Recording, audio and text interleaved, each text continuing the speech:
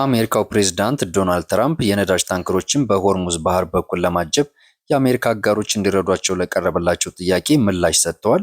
ምንም አይነት እርዳታ አንፈልግም ሲሉ ትራምፕ ንግግራቸውን ሲጀምሩ፣ የኔቶ አጋሮች የአሜሪካ ያደረገችውን ነገር ከዚህ በፊት ደግፈው ነበር፣ ነገር ግን የኢራንን የኒውክሌር ስጋት መውሰዳቸው በጣም አስፈላጊ ነው ሲሉ ተደምጠዋል።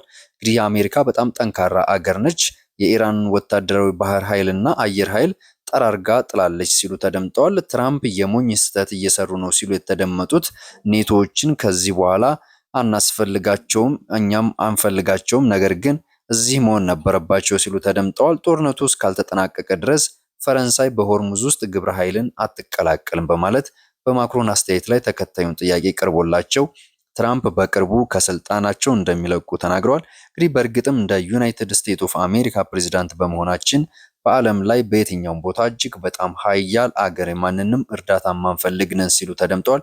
እንግዲህ እውነትም የፈረንሳዩ ፕሬዝዳንትን ኢማኑኤል ማክሮን ከስልጣን ይለቃሉ ማለታቸው እውነት ይሆን ወይ አይሆን ወይ አይታወቅም። ወደፊት የሚታወቅ ይሆናል። አዲስ መረጃ ሲኖር ወደ እናንተ ሼር አደርጋለሁ። እናንተም ይህንን አካውንት ሰብስክራይብ እንዲሁም የደውል ምልክቷን በመጫን መረጃ ቶሎ ቶሎ እንዲደርሳችሁ አድርጉ። ሰላም።